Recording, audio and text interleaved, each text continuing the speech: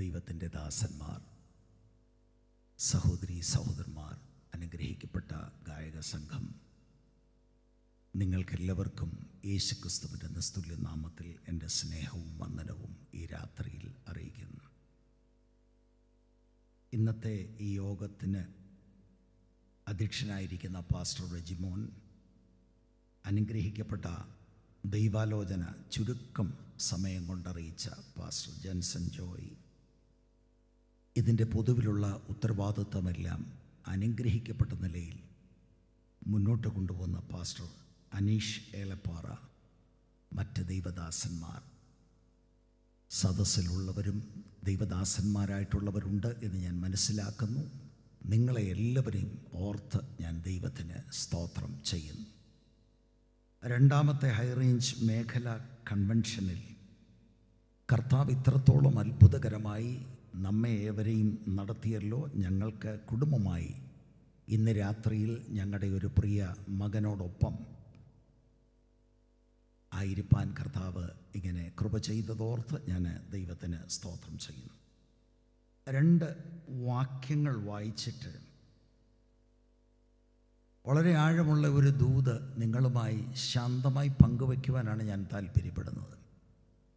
Bible നിങ്ങൾ കൊണ്ടുവന്നിട്ടുണ്ടെങ്കിൽ Bible നിങ്ങൾ 2 തിമോത്തിയോസിൻ്റെ ലേഖനത്തിലേക്ക് തുറക്കണം.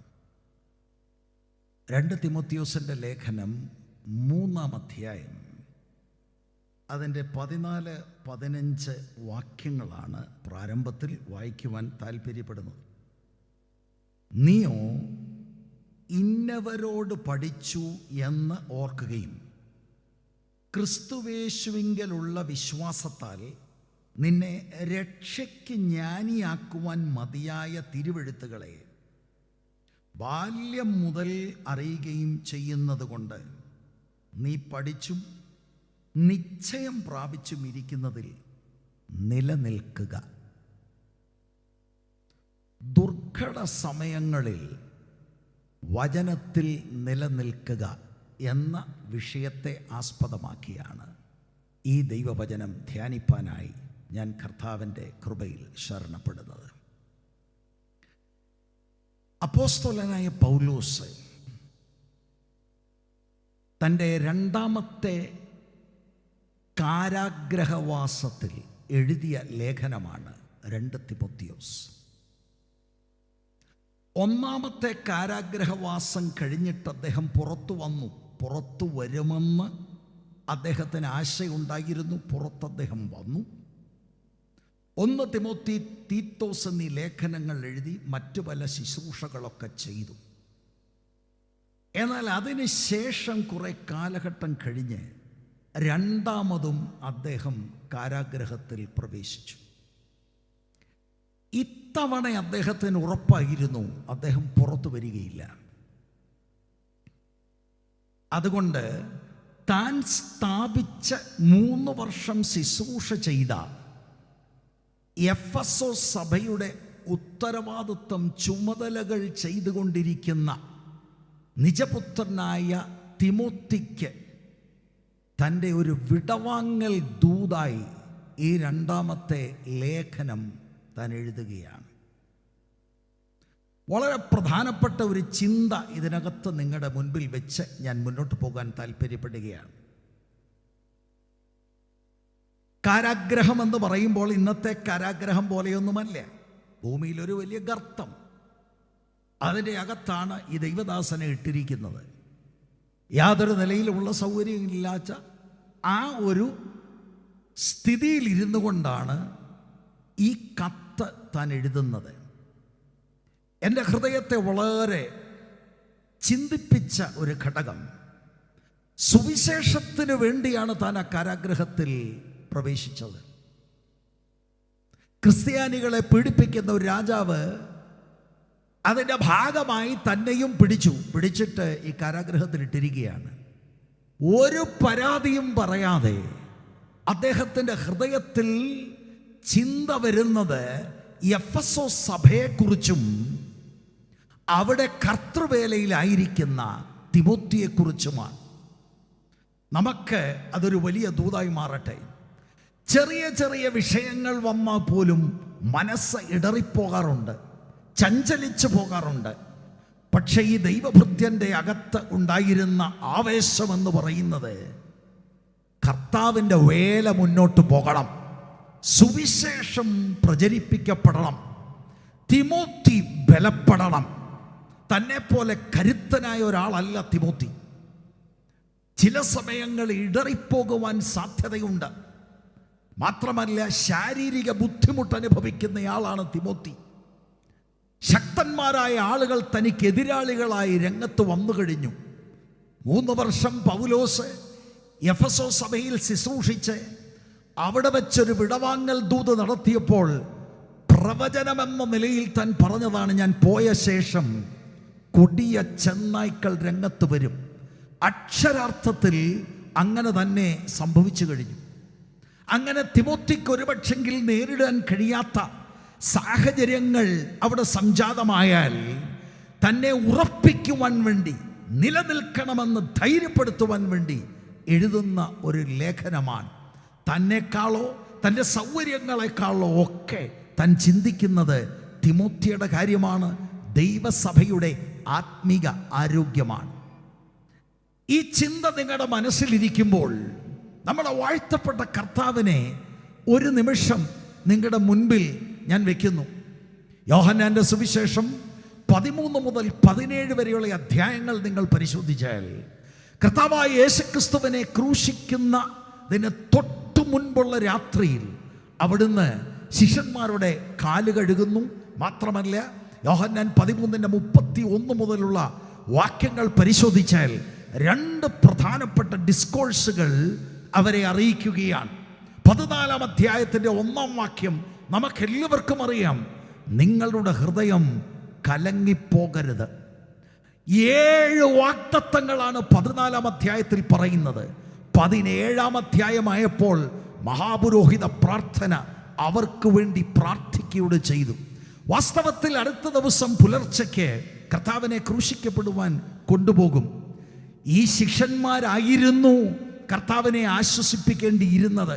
എന്നാൽ അതിൻ്റെ നടുവിൽ ആ ക്രിസ്തീയ മാതൃക നമുക്ക് കർത്താവിൻ്റെ ആ പ്രവർത്തനത്തിൽ നിന്ന് പഠിച്ച് നമുക്ക് ഈ ഹൈ റേഞ്ചിലുള്ളവർക്ക് ഇത് ഏറ്റെടുക്കാം. കർത്താവ് ചിന്തിക്കുന്നത് ശിഷ്യന്മാരെ കുറിച്ചാണ്. അവരുടെ ഹൃദയം കലങ്ങും, അവർ ധൈര്യമായിട്ടിരിക്കണം. കർത്താവ് അവരെ ശുശ്രൂഷിക്കുന്നു, അവർക്ക് നിത്യമായ ദൈവത്തിൻ്റെ വചനം പറഞ്ഞു കൊടുക്കുന്നതായിട്ട് നമുക്കവിടെ കാണുവാൻ കഴിയും. എൻ്റെ പ്രിയപ്പെട്ട സഹോദരീ സഹോദരന്മാരെ, ഇതാണ് ക്രിസ്തീയ മാതൃക. താൽക്കാലികമായ ഏതെങ്കിലും ഒരു സൗകര്യത്തിനൊരു പ്രശ്നം വന്നാൽ, എന്തെങ്കിലും സഭയോടുള്ള ബന്ധത്തിൽ ഏതെങ്കിലും ഒരു ഇടർച്ച വന്നാൽ, എന്തെങ്കിലും അല്പം സൗകര്യത്തിന് എന്തെങ്കിലും ഒരു കേട് സംഭവിച്ചാൽ പെട്ടെന്ന് പിറുപിറുക്കുന്നവരാണ്, പെട്ടെന്ന് ഇടറുന്നവരാണ്. വഴക്കുണ്ടാക്കാൻ പോലും മടിയില്ലാത്ത പുള്ളികൾ നമ്മുടെ ഇടയിൽ ഇപ്പോൾ രംഗത്തുണ്ട്. എന്നാൽ നോയിക്കെ, ക്രിസ്തീയ പാറ്റേൺ എന്താണ്? യേശു വെച്ച മാതൃക, യേശുവിനെ അനുഗമിച്ച പൗലോസ് വെച്ച മാതൃക എന്താണ്? ആ ക്രിട്ടിക്കലായിട്ടുള്ള സമയത്തും സ്വന്തം കാര്യങ്ങളെക്കുറിച്ച് വിലപിക്കാതെ ആ ദൈവസഭയെക്കുറിച്ചുള്ള ചിന്ത, കർത്തൃവേലയിലായിരിക്കുന്നവരെ കുറിച്ചുള്ള ചിന്ത, അവരെ പ്രോത്സാഹിപ്പിക്കുന്ന അനുഭവമാണ് നാം കാണുന്നത്. 2 തിമോത്തിയോസിൻ്റെ ലേഖനം ആ കാരാഗ്രഹത്തിൽ വെച്ച് എഴുതി എന്നാണ് കരുതപ്പെടുന്നത്. നാം 3-ാം അധ്യായത്തിലേക്ക് വരുമ്പോൾ നാം വായിച്ച ഈ വേദഭാഗം വളരെ പ്രധാനപ്പെട്ട ഒരു വേദഭാഗമാണ്. അത് ഞാൻ ഈ ശാന്തമായിട്ട് പറയുന്നത് ശരിക്കും ദൂത് നമ്മൾ ഗ്രഹിക്കണം. ആ 14-15 വാക്യം ഞാൻ ഒന്നുകൂടെ ഒന്ന് വായിക്കാം, നിർത്തി വായിക്കാം. ബൈബിൾ കൊണ്ടുവന്നിട്ടുണ്ടെങ്കിൽ നിങ്ങളതൊന്ന് ശ്രദ്ധിക്കണം. തിമോത്തിയോട് പോൾ പറയുകയാണ്, നീയോ ഇന്നവരോട് പഠിച്ചു എന്ന് ഓർക്കുകയും ക്രിസ്തുയേശുവിങ്കലുള്ള വിശ്വാസത്താൽ നിന്നെ രക്ഷയ്ക്ക് ജ്ഞാനിയാക്കുവാൻ മതിയായ തിരുവെഴുത്തുകൾ മതിയായതാണ്. The scriptures are sufficient. ഒരാളെ ദൈവ പൈതലാക്കി തീർക്കുവാൻ അതിലേക്കുള്ള ജ്ഞാനം പകർന്ന് യേശുക്രിസ്തുവിലുള്ള വിശ്വാസത്തിലേക്ക് നയിക്കുവാൻ വേറെ ഒരു കാര്യത്തിൻ്റെ ആവശ്യമില്ല. തിരുവെഴുത്തുകൾ മതിയായതാണ്. അത് തിമോത്തി ബാല്യം മുതൽ അറിയുകയും ചെയ്തതുകൊണ്ട്, അടുത്തത് 15-ാം വാക്യം, നീ പഠിച്ചും നിശ്ചയം പ്രാപിച്ചും ഇരിക്കുന്നതിൽ നിലനിൽക്ക. എന്നിട്ട് ഞാൻ വായിക്കാത്ത 16-ാം വാക്യം, എല്ലാ തിരുവെഴുത്തും ദൈവശ്വാസികമാകിയാൽ ദൈവത്തിൻ്റെ മനുഷ്യൻ സകല സൽപ്രവൃത്തികൾക്കും വക പ്രാപിച്ച് തികഞ്ഞവനാകേണ്ടതിന്. 17-ാം വാക്യം, ഉപദേശത്തിനും ശാസനത്തിനും ഗുണീകരണത്തിനും നീതിയിലെ അഭ്യാസത്തിനും പ്രയോജനമുള്ളത് ആകുന്നു. എല്ലാ തിരുവെഴുത്തും ദൈവശ്വാസികമാണ്. ദൈവത്തിൻ്റെ വചനം ആധികാര്യമുള്ളതാണ്. It is authoritative. അത് മതിയായതാണ്, അത് അധികാരമുള്ളതാണ്. അതിൽ നീ നിലനിൽക്കണം. 14-15 വാക്യവും 16-17 വാക്യവും ഇവിടെ നിന്നെല്ലാം നമുക്ക് കിട്ടുന്ന ആശയം ദൈവത്തിൻ്റെ വചനത്തിനാണ് മുൻതൂക്കം കൊടുക്കുന്നത്. അപ്പം ഞാൻ നിങ്ങളോട് പറഞ്ഞു, കാരാഗ്രഹത്തിൽ കിടന്നുകൊണ്ട് ഏറ്റവും അവസാനമായി ഈ ദൈവത്തിൻ്റെ ദാസന് പറയാനുള്ള കാര്യമാണ് പറയുന്നത്. ഏറ്റവും അവസാനമായി പ്രയോറിറ്റൈസ് ചെയ്യുന്നത് ദൈവത്തിൻ്റെ വചനമാണ്. ഒരു ചിന്തകൻ പറഞ്ഞിട്ടുണ്ട്, last words are lasting words. ഏറ്റവും അവസാനമായി ഒരാൾ പറയുന്ന വാക്കുകൾ വളരെ ഗൗരവമുള്ളതാണ്. ഏറ്റവും അവസാനം തിമോത്തിയോട് പറയാനുള്ളത് ദൈവവചനത്തിൻ്റെ പ്രാധാന്യതയാണ്. ഇവിടെ ഇരിക്കുന്ന കർത്തൃദാസന്മാരോട്, ഇവിടെ ഇരിക്കുന്ന ദൈവസഭ വിശ്വാസികളോട് ഞാൻ ചോദിക്കട്ടെ, ദൈവത്തിൻ്റെ വചനത്തിൻ്റെ പ്രാധാന്യത നിങ്ങൾ തിരിച്ചറിഞ്ഞിട്ടുണ്ടോ? ദൈവവചനം രക്ഷയ്ക്ക് മതിയായതാണ്. ദൈവവചനം ആധികാരികമായതാണ്. രക്ഷിക്കപ്പെട്ട ശേഷം എൻ്റെ വളർച്ചയ്ക്കും അത് മതിയായതാണ്. ദൈവത്തിൻ്റെ വചനമാണ് ഫൗണ്ടേഷൻ, അടിസ്ഥാനം അതാണ്. ആ വചനം പഠിച്ചിട്ടുണ്ടോ? ആ വചനത്തിൽ ക്രിസ്തീയ ജീവിതം അടിസ്ഥാനപ്പെട്ട് ജീവിക്കുന്ന എത്ര പേരുണ്ട്? പോളിന് ഏറ്റവും അവസാനം പറയാനുള്ളത് ദൈവത്തിൻ്റെ വചനത്തിൻ്റെ പ്രാധാന്യതയാണ്. 2 തിമോത്തിയോസ് 1:13-14, 2-ാം അധ്യായത്തിൻ്റെ 2-ാം വാക്യം, 2:5, 15, 24, 4:2 ഈ ലേഖനത്തിൽ ക്രിസ്തീയ ജീവിതത്തിലും ക്രിസ്തീയ ശുശ്രൂഷയിലും ദൈവവചനത്തിന് പ്രാധാന്യതയുണ്ട്, മുൻഗണനയുണ്ട് എന്ന കാര്യം അക്കമിട്ടുകൊണ്ട് പറയുകയാണ്. നമ്മളോർക്കും ഇതെന്താ ഇങ്ങനെ? ദൈവവചനം ഇവിടെ എല്ലാവർക്കും അറിയാം, നമ്മൾ വായിക്കുന്നില്ലേ എല്ലാ ദിവസവും? കാലഘട്ടത്തെ നാം തിരിച്ചറിയണം. ഈ 3-ാം അധ്യായത്തിൻ്റെ പശ്ചാത്തലം അതിൻ്റെ 1-ാം വാക്യം മുതലാണ്. ആ 1-ാം വാക്യം നിങ്ങൾ വായിച്ചാൽ നാം ഞെട്ടിപ്പോകും. ഒരു പ്രവചന ദൂതാണത്. ആ സാഹചര്യത്തിൽ ദുർഘട സമയത്താണ് ദൈവവചനത്തിൻ്റെ പ്രാധാന്യത പോള് ഈ 14, 15, 16, 17 വാക്യങ്ങളിൽ അതിന് ഊന്നൽ കൊടുക്കുന്നത്. ദുർഘട സമയമെന്നോ? എന്താ, കൊറോണ വരുന്നതാണോ? അടുത്ത ഇനിയും വെള്ളപ്പൊക്കം വല്ലതും വരുന്നതാണോ? സാമ്പത്തിക തകർച്ചയാണോ? എന്താണ് ഈ ദുർഘട സമയം? ശ്രദ്ധിച്ച് കേൾക്കണം. 3-ാം അധ്യായം അതിൻ്റെ 1-ാം വാക്യം, അന്ത്യകാലത്ത് ദുർഘട സമയങ്ങൾ വരും എന്നറിയുക. നാം കേട്ടിട്ടുണ്ട് അന്ത്യകാലത്ത് ഉണർവ് വരുമെന്ന്. വേദപുസ്തകം പറയുന്നത് ദുർഘട സമയം വരുമെന്ന് അറിയുക. എന്താണ് ഇതിന്റെ അർത്ഥം? അന്ത്യകാലം ഏത് കാലമാണ്? ഇതിൻ്റെ ഓരോ വാക്കും വിശദീകരിക്കേണ്ടതാണ്. ഈ പശ്ചാത്തലത്തിലാണ് കാരാഗ്രഹത്തിൽ കിടക്കുന്ന അഭിഷക്തൻ പറയുന്നത്, നീ നിലനിൽക്കേണ്ടത് ദൈവവചനത്തിലാണ്. വചനത്തിൽ നിലനിന്നില്ല എങ്കിൽ ഈ കുത്തൊഴുക്കിനകത്ത് നീയും പോകും. ദുഃഖത്തോടെ ഞാൻ പറയാം, ഇന്നത്തെ ആത്മിക ഗോളം നല്ല ശതമാനം ആളുകൾ ഈ കുത്തൊഴുക്കിൽ പോയി. അന്ത്യകാലം ഏതാണ്? വാക്യങ്ങൾ വേണേ പലതെടുക്കാം. അപ്പോസ്തല പ്രവൃത്തി 2:17, എബ്രായ ലേഖനം 1:1-2 വാക്യം. വേദപുസ്തകം അന്ത്യകാലത്തെ കുറിച്ച് പറയുമ്പോൾ കർത്താവായ യേശുക്രിസ്തുവിന്റെ 1-ാം വരവിനും 2-ാം വരവിനും ഇടയ്ക്കുള്ള കാലഘട്ടം 2000 വർഷമായിട്ട് തന്നെ അന്ത്യകാലമാണ്. സഭായുഗം മുഴുവനും അന്ത്യകാലമാണ്. തിരുവെഴുത്താണ് അതിന് ആധാരം. അന്ത്യകാലത്ത് ദുർഘട സമയങ്ങൾ, ബഹുവചനത്തിലാണ് അവിടെ പറയുന്നത്. ശരിക്കും ആ സമയങ്ങൾ എന്നുള്ള വാക്ക് പരിശോധിച്ചാൽ അർത്ഥം ഇതാണ്: പീരിയഡുകൾ. 2000 വർഷം മുഴുവനും ദുർഘടമല്ലായിരുന്നു.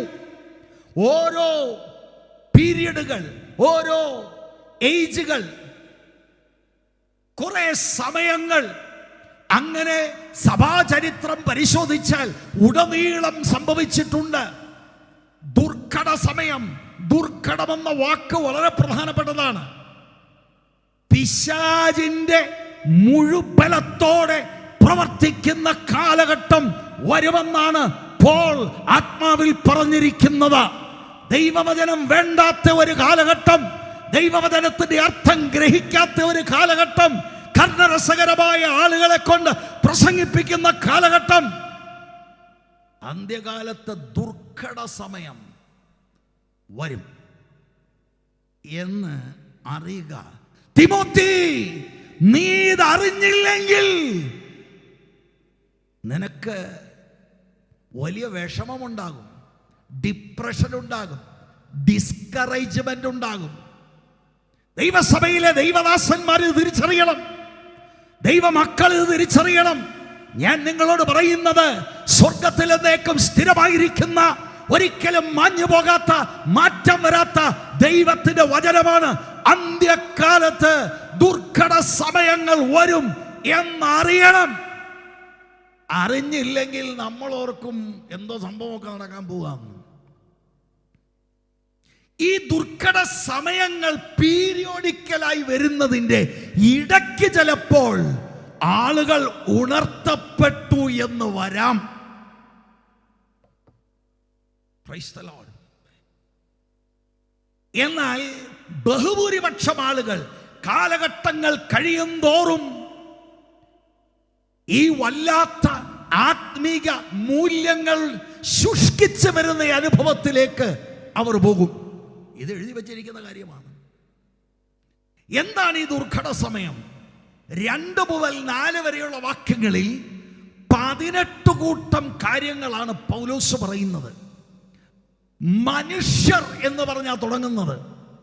മനുഷ്യർ സ്വസ്നേഹികളാകും, ദ്രവ്യാഗ്രഹികളും, വമ്പ് പറയുന്നവരും, അഹങ്കാരികളും, ദൂഷകന്മാരും, അമ്മയപ്പന്മാരെ അനുസരിക്കാത്തവരും, നന്ദികെട്ടവരും, അശുദ്ധരും, വാത്സല്യമില്ലാത്തവരും, ഇണങ്ങാത്തവരും, ഏഷണിക്കാരും, അചേന്ദ്രന്മാരും, ഉഗ്രന്മാരും, സൽഗുണദോഷികളും, ദ്രോഹികളും, രാഷ്ട്രീയക്കാരും, നിഗളികളുമായി, ദൈവപ്രിയമില്ലാതെ ഭോഗപ്രിയമായി ഭക്തിയുടെ വേഷം ധരിച്ചതിന്റെ ശക്തിയെ ത്യജിക്കുന്നവരുമായിരിക്കും.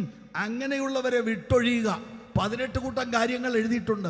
അവിടെ മനുഷ്യർ എന്ന് പറഞ്ഞു തുടങ്ങുമ്പോൾ സാധാരണ വായനക്കാരന്റെ ഉള്ളത്തിൽ വരുന്നത് സമൂഹത്തെ പറ്റി ആയിരിക്കും പറയുന്നത്. കാലഘട്ടത്തിൽ പൊതുവിലുള്ള സമൂഹം, അക്രൈസ്തവർ, അവിശ്വാസികളെ കുറിച്ചായിരിക്കും തിരുവെഴുത്ത് പറയുന്നത്.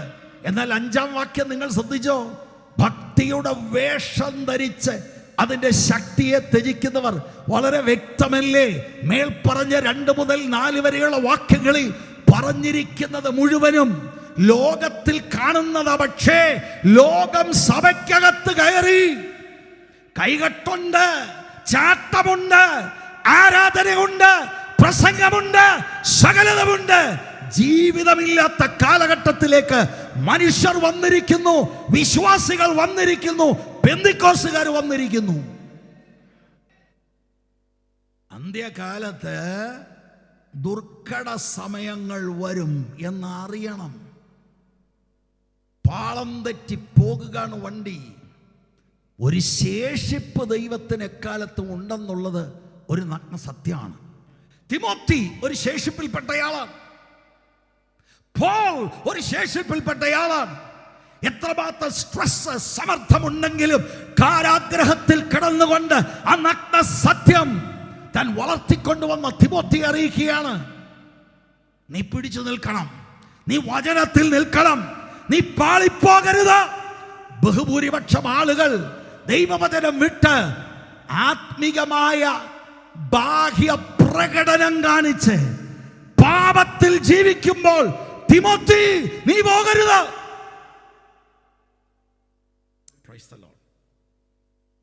18 കൂട്ടം കാര്യങ്ങൾ.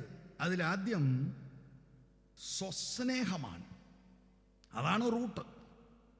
അതിൽ നിന്നാണ് ബാക്കി എല്ലാ പാവങ്ങളും. പ്രധാന കാര്യം സെൽഫ് ലവ്. സെൽഫിയുടെ കാലഘട്ടമല്ലേ. എനിക്ക് എന്നോട് തന്നെ ഭയങ്കര സ്നേഹം. പിന്നാട്ട് കുടുംബം, പിന്നാട്ട് സഭയിലെ വിശ്വാസികൾ, പിന്നാട്ട് സഭ, പിന്നാട്ട് സമൂഹം. ഇതിനകത്തുനിന്ന് മോചിപ്പിക്കാൻ ആ കർത്താവായ യേശുക്രിസ്തു വന്നത്.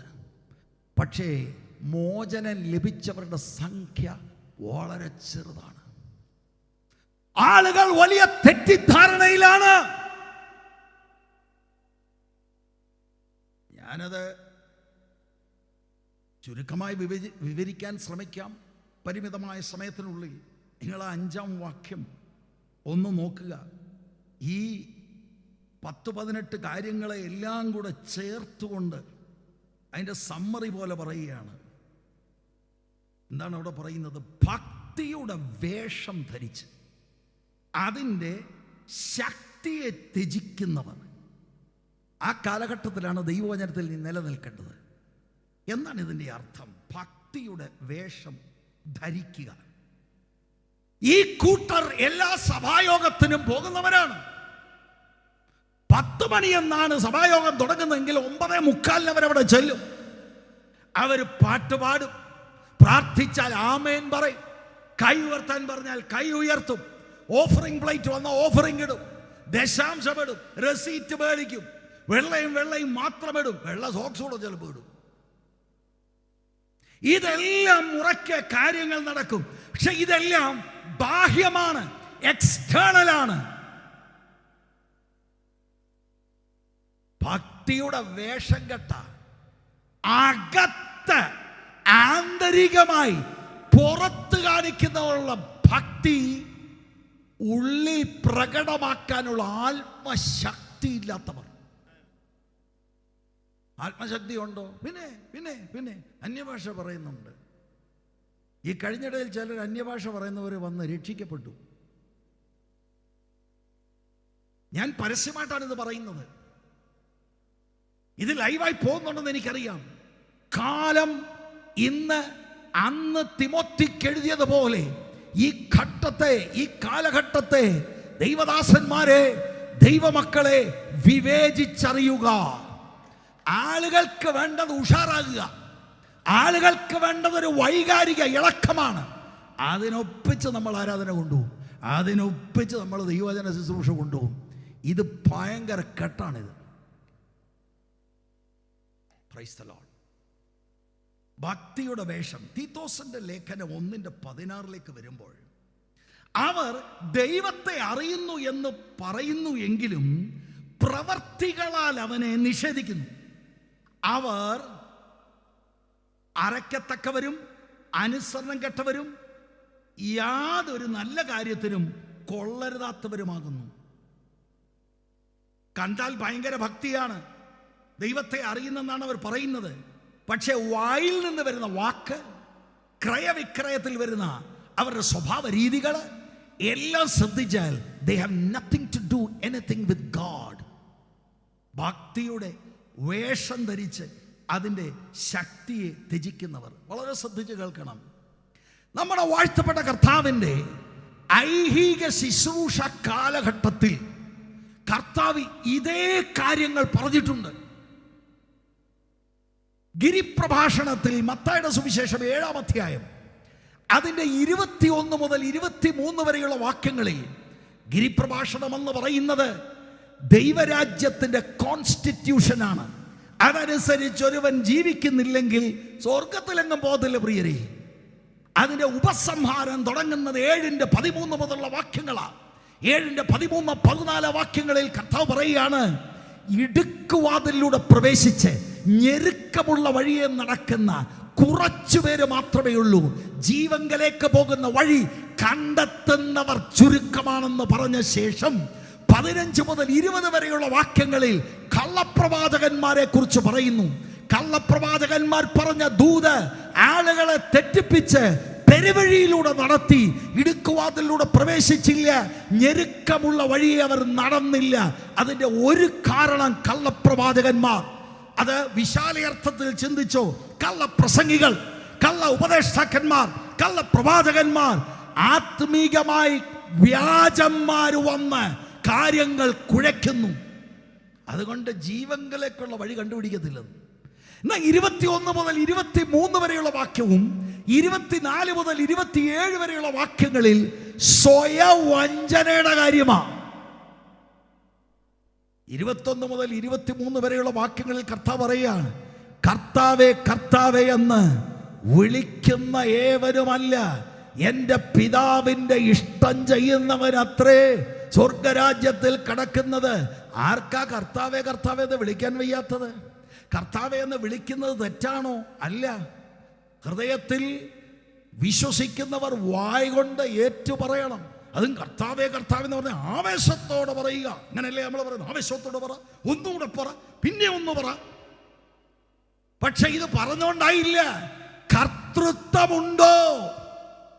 വണ്ടിയുടെ ഡ്രൈവിംഗ് സീറ്റിൽ ഡ്രൈവർ ഇരിക്കുന്നത് പോലെ ജീവിതത്തെ നിയന്ത്രിക്കുന്നത് യേശു തമ്പുരാനാണോ? ആണെങ്കിൽ അത് സ്വഭാവത്തിൽ വെളിപ്പെടും.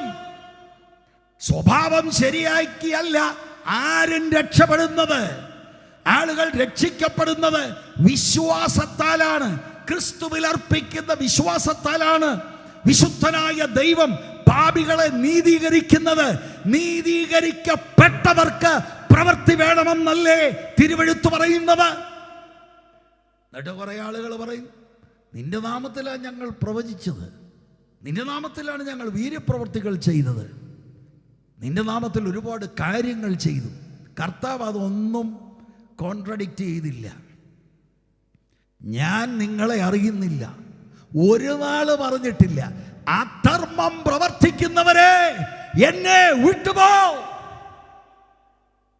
വീതിയുള്ള വാതിലിലൂടെ പ്രവേശിച്ച് വിശാലമായ വഴിയിലൂടെ നടന്നു, പ്രവചിച്ചു, രോഗസൗഖ്യം നടത്തി, ഭൂതങ്ങളെ പുറത്താക്കി. പക്ഷേ അധർമ്മം പ്രവർത്തിക്കുന്നവരെ എന്നെ വിട്ടുപോകുന്ന തമ്പുരാൻ മുഖത്ത് നോക്കി പറഞ്ഞു. പറച്ചിലുണ്ട്, പ്രവൃത്തിയില്ല. 24 മുതൽ 27 വരെയുള്ള വാക്യങ്ങളിൽ എൻ്റെ ഈ വചനങ്ങളെ കേട്ട് അനുസരിക്കുന്നവരുണ്ട്, അനുസരിക്കാത്തവരുണ്ട്. അവിടെ കേൾവിയുണ്ട്, പ്രവൃത്തിയിലില്ല. ഇന്ന് രാത്രി 2ാമത്തെ ദിവസം വന്നിരിക്കുകയാണ്. ഇന്നലെയും ഐശ്വര്യമായി ദൈവത്തിന്റെ വചനം കേട്ടു. ഇന്ന് 2 പ്രസംഗങ്ങൾ കേട്ടു. സഹോദര സഹോദരി, ജീവിതത്തിൽ ദൈവത്തിന്റെ വചനത്തിന് മാറ്റം വരുത്തിയിട്ടുണ്ടോ? അതിന് വിധേയപ്പെടുത്തിയിട്ടുണ്ടോ? ഇത് ദുർഘട സമയമാണ്. മനുഷ്യൻ സകലവിധ മൂല്യങ്ങളെയും പൊട്ടിച്ചുകൊണ്ട് മുന്നേറുന്ന സമയം, വ്യാജത്തിന്റെ വ്യാപാരം നടക്കുന്ന സമയം. ഇതിനകത്ത് നമുക്ക് നേരെ നിൽക്കാൻ സാധിക്കണമെങ്കിൽ വചനത്തിലേക്ക് മടങ്ങി വാ. ദൈവത്തിന്റെ വചനത്തിലേക്ക് മടങ്ങി വരണം. തിമോത്തി വർഷങ്ങൾ പൗലോസിന്റെ കൂടെ നടന്നതാണ്. നേരിട്ട് പൗലോസിൽ നിന്ന് പ്രാപിച്ചിട്ടുണ്ട്. പൗലോസിന്റെ ജീവിതത്തെ കണ്ട ആളാണ്. ആ തിമോത്തിയോട് പറയുകയാണ്, നീ പഠിച്ച കാര്യത്തിൽ, നിശ്ചയം പ്രാപിച്ച കാര്യത്തിൽ നിലനിൽക്കണം. എന്താ കാര്യം? അന്ത്യകാലം ദുർഘട സമയമാണ്. സഹോദരി സഹോദരൻ പറയാം, കൂട്ടത്തിൽ കൈയടിക്കാൻ ഏത് പുള്ളിക്കും കഴിയും.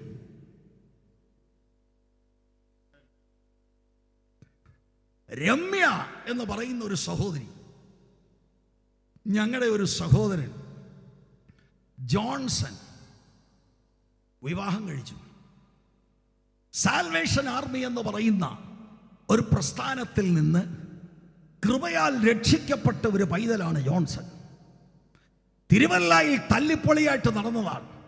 യോഹന്നാന്റെ സുവിശേഷത്തെ ആസ്പദമാക്കി ഉള്ള ബൈബിൾ സ്റ്റഡിയിൽ വന്ന് ദൈവവചനം ഹൃദയത്തിൽ ക്രിയ ചെയ്തു. കർത്താവായ യേശുക്രിസ്തുവിനെ രക്ഷിതാവായി സ്വീകരിച്ചു. ജലത്തിൽ കർത്താവിനെ സാക്ഷീകരിച്ചു. അനുഗ്രഹിക്കപ്പെട്ട ജീവിതം നയിച്ചുകൊണ്ടിരിക്കുമ്പോഴാണ് വിവാഹാലോചന വരുന്നത്. ഒരു പ്രസ്ഥാനത്തിലെ യൂത്ത് മൂവ്മെന്റിൽ സജീവ പങ്കാളിത്തം വഹിക്കുന്നയാളാണ് രമ്യ. വിദ്യാഭ്യാസമുള്ള സഹോദരിയാണ്, സ്നാനപ്പെട്ടയാളാണ്, അന്യഭാഷ പറയുന്നയാളാണ്. വിവാഹം നടന്നു. വിവാഹം നടന്നപ്പോഴാണ് ഞങ്ങൾക്കാർക്കും അറിയില്ല, കുടുംബത്തിൽ ജോൺസന് മനസ്സിലായി, രമ്യയ്ക്കും മനസ്സിലായി എന്തോ സംതിങ് റോങ് ആണ്. അവൾ ചിന്തിച്ച ലൈനല്ല ആത്മികം. ആദ്യമൊക്കെ ദൈവസഭയിൽ വന്ന് അസ്വസ്ഥതയുണ്ടായി. പിന്നീട് അവൾ ശ്രദ്ധിക്കാൻ തുടങ്ങി.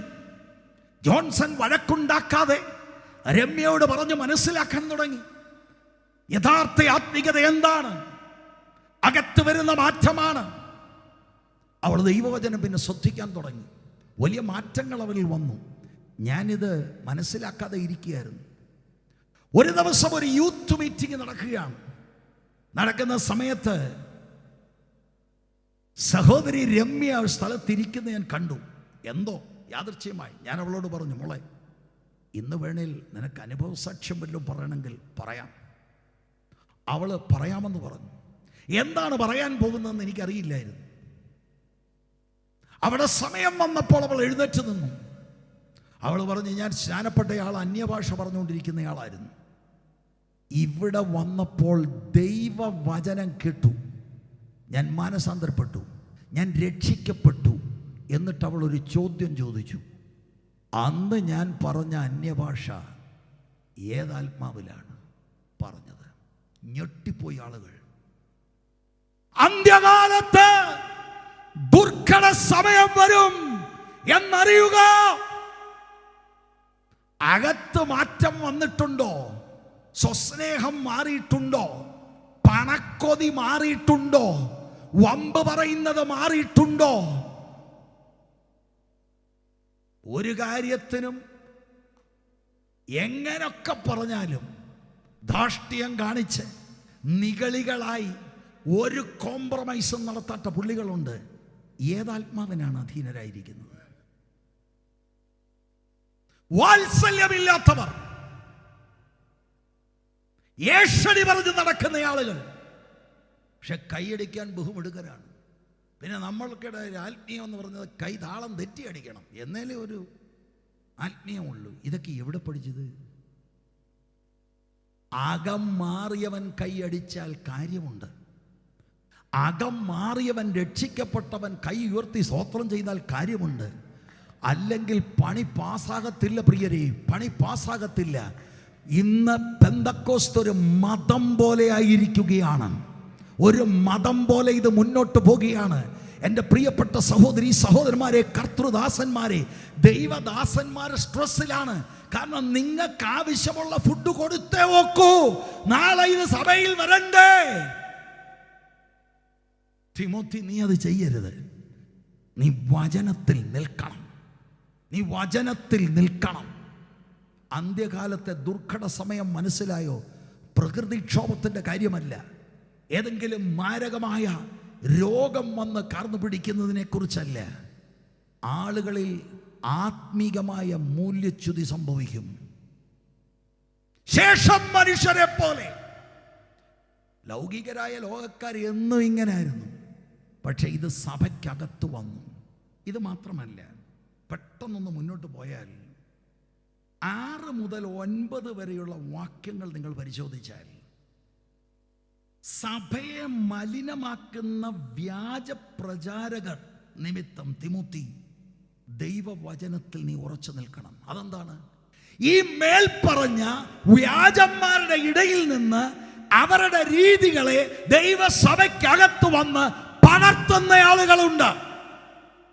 പ്രത്യേകിച്ച് ലോക്കൽ ചർച്ചിൽ രക്ഷിക്കപ്പെടാതെ പെന്തക്കോസ്താന്നും പറഞ്ഞ് വന്നു കയറി മെമ്പർഷിപ്പ് എടുക്കുന്നവർ മിക്കതും ഈ ഐറ്റത്തിലുള്ളവരാണ്. അവരുടെ ഒരു ശൈലിയുണ്ട്. എല്ലാവരും ആണെന്നല്ല പറഞ്ഞത്, നല്ല ശതമാനം അങ്ങനെയാണ്. ഞാനൊരു ലോക്കൽ ഉപദേശിയാണ്. കാര്യങ്ങളെ വളരെ പഠിച്ച്, കാര്യങ്ങളെ വളരെ ഗ്രൗണ്ട് ലെവലിൽ മനസ്സിലാക്കി ദൈവവചനത്തോടുള്ള ബന്ധത്തിലാണ് ഞാൻ പറയുന്നത്. രക്ഷിക്കപ്പെടാത്ത എത്രയോ ആളുകൾ അവരിതിൻ്റെ പ്രചാരകരൂടെയാണ്. അല്പം കൂടെ അവർക്കൊരു പേര് കൊടുക്കാൻ പോവുകയാണ്, ദുരുപദേശകർ. പലരും രക്ഷിക്കപ്പെട്ടവരല്ല. 6 മുതൽ 9 വരെയുള്ള വാക്യങ്ങൾ നിങ്ങൾ പരിശോധിച്ചാൽ ഇവരെക്കുറിച്ച് 3 കൂട്ടം പ്രധാനപ്പെട്ട കാര്യങ്ങൾ പറയുന്നുണ്ട്. 6-ാം വാക്യം നൂണ് കിടക്കുന്നവർ, 7-ാം വാക്യം സ്വാധീനമാക്കുകയും, 8-ാം വാക്യം സത്യത്തോട് മറുത്തു നിൽക്കുന്നവർ. വ്യാജന്മാരാണിവർ. ഇവർ വ്യാജന്മാരാണെന്നുള്ളതിന്റെ തെളിവാണ് ഇവർ നൂണ് കിടക്കുക. നേരെയല്ല വരുന്നത്. ഭവനങ്ങളിൽ കയറുക, അറ്റാക്ക് ചെയ്യുക, അവരുടേതായിട്ടുള്ള രീതികൾ പരിചയപ്പെടുത്തുക എന്നിങ്ങനെയുള്ള കാര്യങ്ങൾ. ഇവർ വ്യാജന്മാരാണ്. ഇവർ ടാർഗറ്റ് ചെയ്യുന്നത് മിക്കപ്പോഴും പെണ്ണുങ്ങളെയാണ്. എന്താണ്? ഏത് കാര്യത്തിനും കൈയടിച്ചു, എന്ത് വിഷയം പറഞ്ഞാലും ഓക്കെ. വീക്കാണ് ആളുകൾ, സ്ഥിരതയില്ലാത്തവർ, ബലഹീനർ എന്നതാണ് വാസ്തവത്തിൽ അവിടെ പെണ്ണുങ്ങൾ എന്നുള്ളതിൻ്റെ ഒറിജിനൽ ഭാഷ പരിശോധിച്ചാൽ ശരിക്കും സ്ഥിരതയില്ലാത്തവർ, വീക്കായിട്ടുള്ളവർ. അത് ആണുങ്ങളും ഉണ്ട്. എന്നാൽ എഫെസോസിലെ പ്രത്യേക കേസാണ് ഇവിടെ എഴുതിയിരിക്കുന്നത്. പെണ്ണുങ്ങൾ ഇവർ ടാർഗറ്റ് ചെയ്യുന്നത് ആളുകളെ നിയന്ത്രിക്കാനാണ്. അതാണ് 7-ാം വാക്യത്തിൽ പറയുന്നത്, സ്വാധീനമാക്കുക. അകത്ത് സഭയിലോ കുടുംബത്തിലോ കയറി പറ്റിയാൽ കൺട്രോൾ ചെയ്യും ഇവർ. തിമോത്തി, വചനം വചനം വചനം വചനം അറിയാതെ അസ്ഥിരരായിരിക്കുന്ന ബലഹീന ആളുകളെ കൺട്രോൾ ചെയ്യുന്ന ഒരു വ്യാപാരമുണ്ടെന്ന് ഹൈ റേഞ്ചിലുള്ള ദൈവസഭകൾ തിരിച്ചറിയട്ടെ. നാം ഒരു ആത്മീക യുദ്ധത്തിലാണ്, ഒരാത്മീക യുദ്ധത്തിലാണ് നാം. Price the Lord. ഇവരെ ടാർഗറ്റ് ചെയ്യുന്നത് എങ്ങനെയാ കൺട്രോൾ ചെയ്യുന്നത്? ആളുകളുടെ ചില വീക്ക് പോയിന്റുകളുണ്ട്. നിങ്ങൾ നോക്കിയാൽ ഇവിടെ പറയുന്നത് എന്താണെന്ന്. 6-ാം വാക്യം 7-ാം വാക്യം, പാപങ്ങളെ ചുമന്നുകൊണ്ട് നാനാമോഹങ്ങൾക്കും അധീനരായി. അങ്ങനെ കുറെ ആളുകൾ. ഇവിടെ സ്ത്രീകളെ തന്നെയാണ് എഴുതിയിരിക്കുന്നത്. എപ്പോഴും പഠിച്ചിട്ടും ഒരിക്കലും സത്യത്തിന്റെ പരിജ്ഞാനം പ്രാപിപ്പാൻ കഴിയാത്ത പെണ്ണുങ്ങളെ. എന്ന് പറഞ്ഞാൽ എന്താണ്? പണ്ടുകാലത്ത് ചെയ്തു കൂട്ടിയ പാപമാണ്. യേശുക്രിസ്തുവിലൂടെയുള്ള ആത്മരക്ഷയെക്കുറിച്ച് ബോധ്യം വന്ന് യേശുക്രിസ്തുവിന്റെ ചങ്കിലെ ചോര അവരുടെ പാപത്തെ കഴുകി വെടിപ്പാക്കിയിട്ടില്ല. ഇപ്പോഴും മനസ്സാക്ഷിയിൽ കുത്തലാണ്, പിന്നെയും കുത്തലാണ്. എൻ്റെ പാപത്തെ ക്ഷമിച്ചിട്ടില്ലയോ? കുത്തലാണ്. പണ്ട് ചെയ്തു കൂട്ടിയതാണ്, ഇപ്പോഴും അത് വേട്ടയാടിക്കൊണ്ടിരിക്കുന്നു. അവർക്ക് വേണ്ടിയുള്ള നല്ല കാര്യങ്ങൾ പറഞ്ഞ് സൊല്യൂഷൻ പറയാൻ കയറും.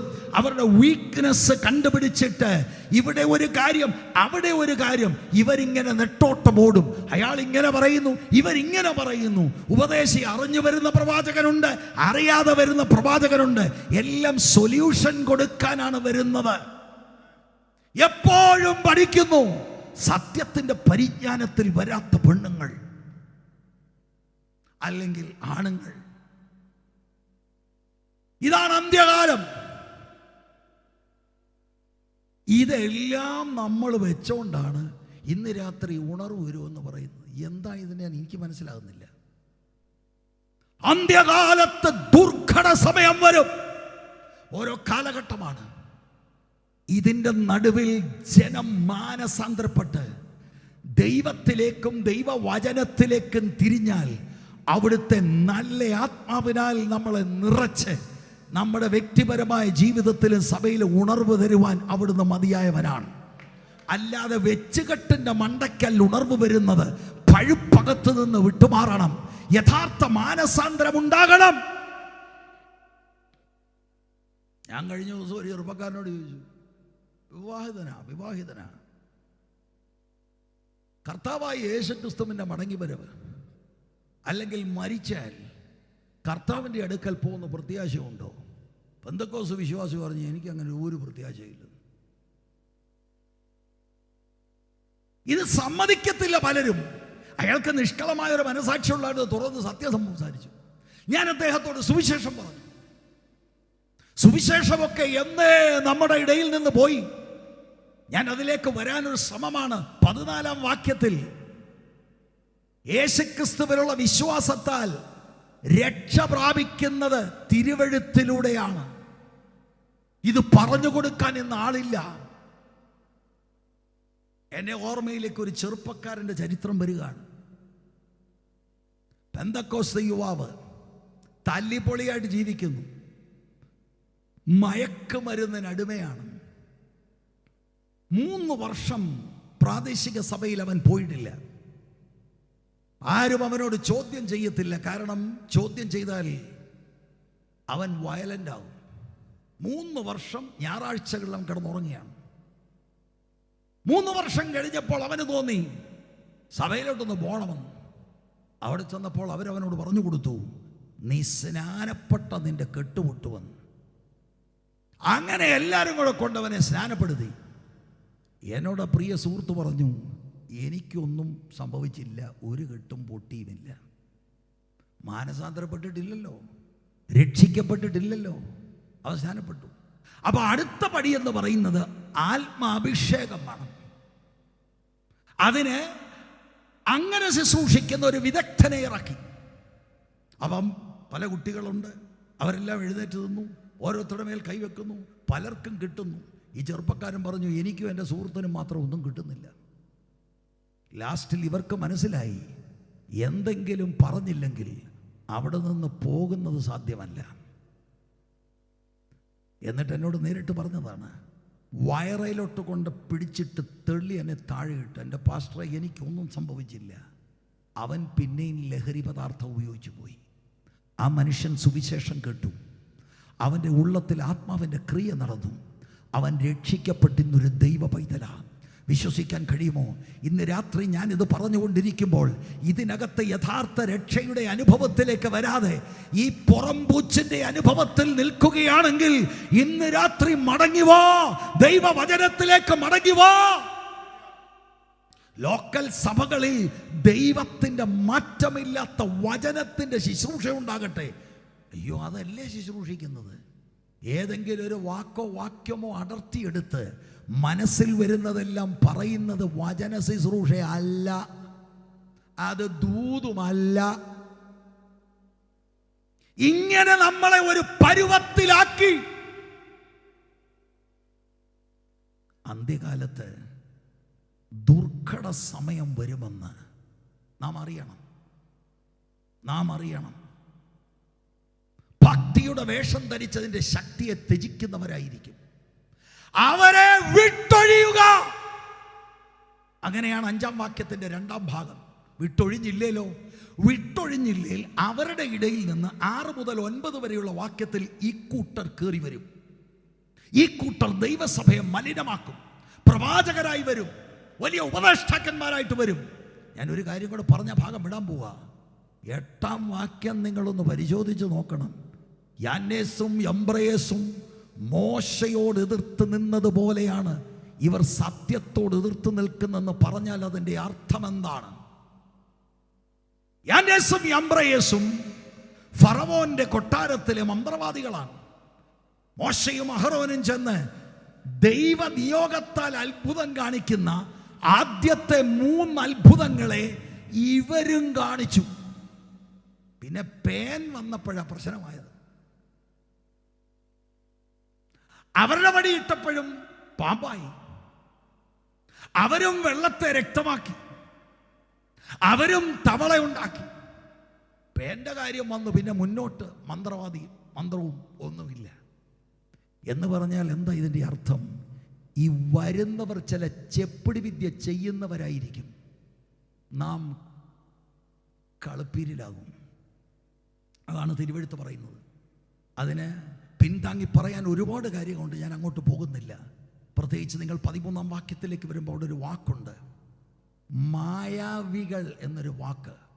അത് നിങ്ങൾ പഠിക്കുവാനായി നിങ്ങളെ ഞാൻ പ്രോത്സാഹിപ്പിക്കുന്നു. ചേർത്ത് കൂട്ടി വായിച്ചാൽ പല അത്ഭുതങ്ങളും ദൈവത്തിൽ നിന്നല്ല, പല ഉണർത്തുകലുകളും ദൈവത്തിൽ നിന്നല്ല. ഞാൻ നിങ്ങളോട് ചോദിക്കട്ടെ സഹോദരി സഹോദരന്മാരെ, ഞാൻ ശാന്തമായി ഇവിടെ നിന്ന് ദൈവത്തിൻ്റെ വചനം പറയുന്നു, നിങ്ങളിത് ശാന്തമായി കേൾക്കുന്നു. പക്ഷേ എനിക്ക് തോന്നുന്നു ഇങ്ങനെ ശാന്തമായി പോയാൽ നാളെ ഇതിനൊരു മാർക്കറ്റിംഗ് വരത്തില്ല. നമ്മുടെ ലോക്കൽ ഭാഷ പറഞ്ഞ് ഇതിനൊരു ഗുമ്മില്ല. അതുകൊണ്ട് എന്ത് ചെയ്യണം? അതുകൊണ്ട് ഞാൻ ഇവരെ ഉണർത്തണം. ഞാൻ വൈകാരികമായി നിങ്ങളെ ഇളക്കാൻ ചില പരിപാടികൾ ചെയ്താൽ നിങ്ങൾക്കെന്ത് തോന്നുന്നു? ആത്മാവിന് ഇതിന് തുട നിൽക്കും. സ്വാഭാവികമായി ആത്മനിറവിലേക്ക് വന്നാൽ നല്ല കാര്യം, പരിശുദ്ധാത്മ വ്യാപാരമാണ്.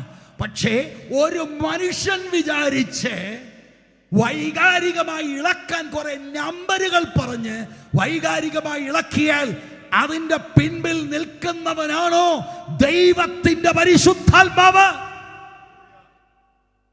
ചിന്തിക്കുക, ചിന്തിക്കുക എൻ്റെ പ്രിയപ്പെട്ട സഹോദരി സഹോദരന്മാരെ, ചിന്തിക്കുക.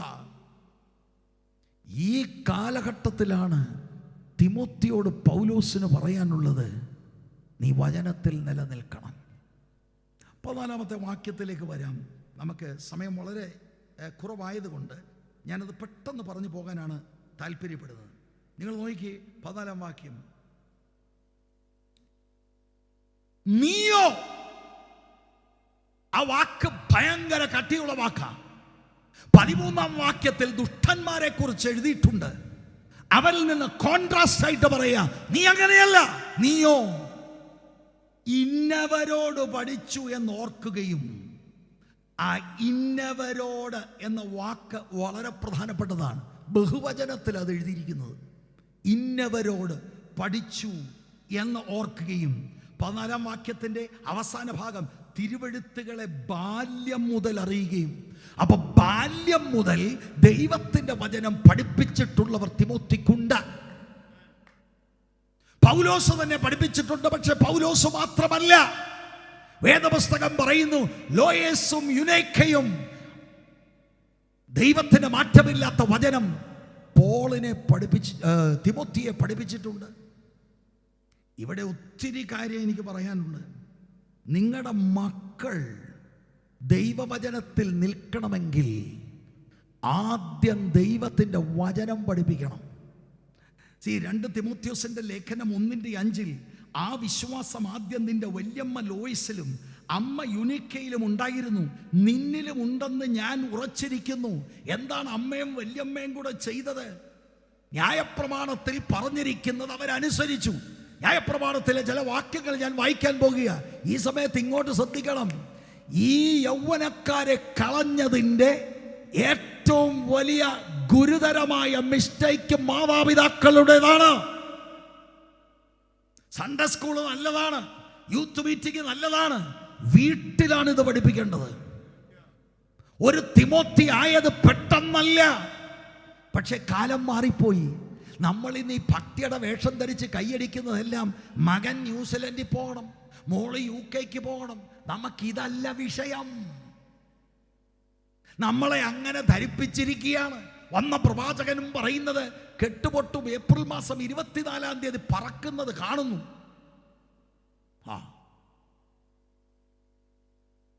നമ്മുടെ ലൈൻ മാറി. നോക്ക്, ആവർത്തന പുസ്തകം 6-ാം അധ്യായം 6-7 വാക്യം. ഇന്ന് ഞാൻ നിന്നോട് കൽപ്പിക്കുന്നു, ഈ വചനങ്ങൾ നിന്റെ ഹൃദയത്തിൽ ഇരിക്കണം. നീ അവയെ നിന്റെ മക്കൾക്ക് ഉപദേശിച്ചു കൊടുക്കുകയും നീ വീട്ടിലിരിക്കുമ്പോഴും വഴി നടക്കുമ്പോഴും കിടക്കുമ്പോഴും എഴുന്നേൽക്കുമ്പോഴും അവയെക്കുറിച്ച് സംസാരിക്കുകയും വേണം. ഇത് വളരെ ഗൗരവമുണ്ട്. ഞാൻ അനേക തർജ്ജിമകൾ നോക്കി. വചനം നിങ്ങളുടെ കുട്ടികളോട് വീണ്ടും വീണ്ടും ആവർത്തിക്കണമെന്നാണ് അതിൻ്റെ അർത്ഥം. വചനം നിങ്ങളുടെ കുട്ടികൾക്ക് ചൊല്ലിക്കൊടുക്കണമെന്ന് മറ്റൊരർത്ഥം. വചനം നിങ്ങളുടെ കുട്ടികളിൽ ഒരു ഡ്രില്ലിംഗ് മെഷീൻ പോലെ തുളച്ചു കയറ്റണം.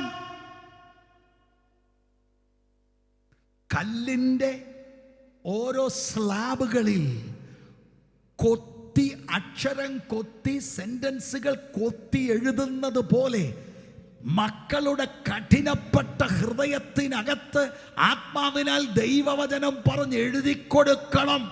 തിമോത്തി, നീ ഓർക്കണം, ഓർക്കണം, നിന്നെ കുറെ ആളുകൾ പഠിപ്പിച്ച ദൈവത്തിന്റെ വചനം.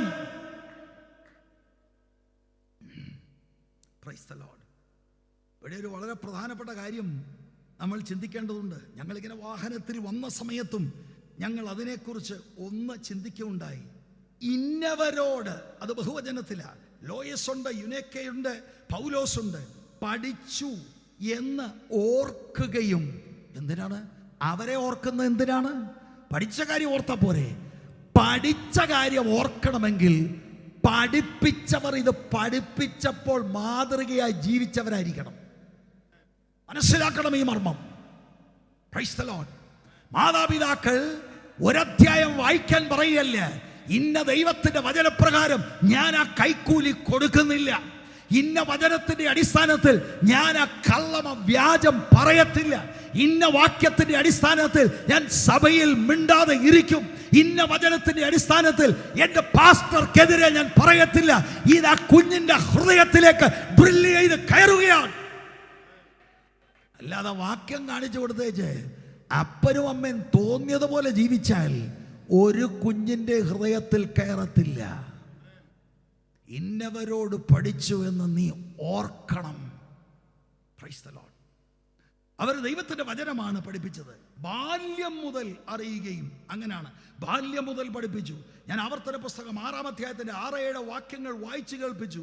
മറ്റൊരു വേദഭാഗം കൂടെ 11-ാം അധ്യായം ആവർത്തന പുസ്തകം അതിന്റെ 18-19 വാക്യം. ആകയാൽ നിങ്ങൾ എൻ്റെ വചനങ്ങളെ നിങ്ങളുടെ ഹൃദയത്തിലും മനസ്സിലും സംഗ്രഹിച്ച് നിങ്ങളുടെ കൈമേൽ അടയാളമായി കെട്ടുകയും അവ നിങ്ങളുടെ കണ്ണുകൾക്ക് മധ്യേ പട്ടമായിരിക്കും വേണം. 19-ാം വാക്യം.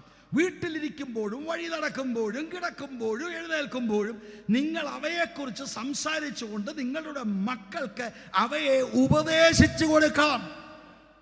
മക്കളുടെ ഹൃദയം സ്പോഞ്ച് പോലെയാണ്. ഇതങ്ങോട്ട് കുട്ടിക്കാലം തൊട്ട് പാലും ചോറും കൊടുക്കുമ്പോൾ അപ്പനും അമ്മയും തിരുവെഴുത്തുകൾ വ്യാഖ്യാനിച്ചു കൊടുത്താൽ ഒരു സ്പോഞ്ച് പോലെ ഇത് ഒപ്പിയെടുക്കുകയാണ്. ലോകത്തിന്റെ ഏതറ്റത്ത് പോയാലും അവൻ അതിനകത്ത് നിന്ന് മാറത്തില്ല. തിമോത്തി, നീ അവ ഓർക്കണം. മാതാപിതാവേ, കുഞ്ഞുങ്ങളെ കുറിച്ച് ഓർക്കണം. അവരെ പത്യ വചനത്തിൽ വളർത്തുവാൻ ഓർക്കണം.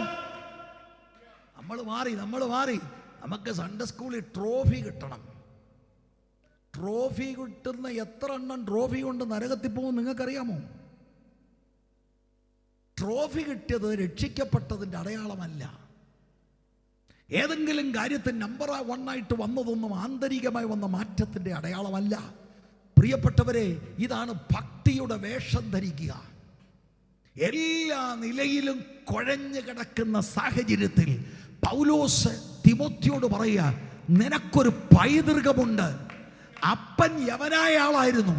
അപ്പന്റെ കൈത്താങ്ങലില്ലേലും അമ്മയും വല്യമ്മയും തീരുമാനിച്ചു, ഈ കുഞ്ഞിനെ ദൈവവചനത്തിൽ വളർത്തും, ഈ കുഞ്ഞിനെ ദൈവവചനത്തിൽ വളർത്തും. അങ്ങനെ വളർന്നു വരുന്നു. ടീനേജ് ആയപ്പോൾ പൗലോസിന്റെ ശിക്ഷണം. അങ്ങനെയാണ് അനുഗ്രഹീതനായ ഒരു ദൈവദാസനായി മാറിയത്. Price the Lord. തിമോത്തി, നീ ഓർക്കണം, നീ വചനത്തിൽ നിലനിൽക്കണം. ആ വാക്യങ്ങൾ ഒന്നുകൂടെ നിങ്ങളുടെ ശ്രദ്ധയിലേക്ക് കൊണ്ടുവരാൻ താല്പര്യപ്പെടുകയാണ്. ആ 14-15 വാക്യങ്ങൾ. നമ്മുടെ സമയം ഏറെക്കുറെ അവസാനിക്കുന്നതുകൊണ്ട് ഞാൻ ഇനി അങ്ങോട്ട് കേന്ദ്രീകരിക്കാൻ പോവുകയാണ്. പൗലോസിൻ്റെ ജീവിതത്തെ സംബന്ധിച്ച് ഒരുപാട് കാര്യങ്ങൾ പറയേണ്ടതായിട്ടുണ്ടായിരുന്നു. അത് പഠിക്കാൻ താല്പര്യമുള്ളവർ 10 മുതലുള്ള വാക്യങ്ങൾ, 10 മുതൽ 12 വരെയുള്ള വാക്യങ്ങൾ നിങ്ങൾ ശ്രദ്ധിച്ചാൽ മതി. പൗലോസും തിമോത്തിയെ പഠിപ്പിച്ചവനാണ്. തൻ്റെ ജീവിതം കാണിച്ചു കൊടുത്തു. നിനക്കറിയാമല്ലോ എൻ്റെ ഉപദേശം, എൻ്റെ നടപ്പ് നിനക്കറിയാമല്ലോ, എൻ്റെ ഉദ്ദേശം നിനക്കറിയാമല്ലോ. കേവലം കുറേ ഉപദേശം പറഞ്ഞ് പഠിപ്പിക്കുകയല്ലായിരുന്നു. പൗലോസ് ജീവിച്ച് കാണിച്ചു. ഈ ഉപദേശങ്ങൾക്ക് വേണ്ടിയാണ് ഇന്ന് കാരാഗ്രഹത്തിൽ കിടക്കുന്നത്. തിമോത്തിയുടെ ഉള്ളത്തിൽ ആഴമായി പതിഞ്ഞു. സത്യത്തിന് വേണ്ടി ഈ മനുഷ്യൻ വില കൊടുക്കുകയാണ്. Price the Lord. 14-ാം വാക്യം ഒന്ന് ശബ്ദമുയർത്തി ആരെങ്കിലും ഒന്ന് വായിച്ച് സഹായിക്കണം എന്ന് അഭ്യർത്ഥിക്കുന്നു.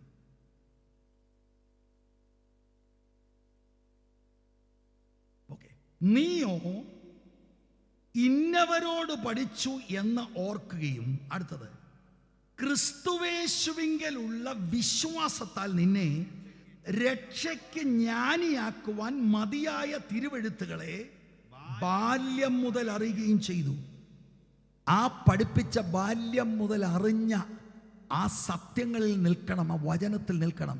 നോയിക്കേ, വചനത്തിൻ്റെ സഫിഷ്യൻസി തിമോത്തി രക്ഷയിലേക്ക് വരാൻ കാരണമെന്താ? ഒന്നുകൂടെ നിങ്ങൾ ആ വാക്യം ശ്രദ്ധിക്കുക. ഇന്നവരോട് പഠിച്ചു എന്ന് ഓർക്കുകയും ക്രിസ്തുയേശുവിങ്കലെ വിശ്വാസത്താൽ നിന്നെ രക്ഷയ്ക്ക് ജ്ഞാനിയാക്കുവാൻ മതിയായ. അവിടെ തിരുവെഴുത്തുകളെന്ന് ഉദ്ദേശിക്കുന്നത് പഴയ നിയമമാണ്.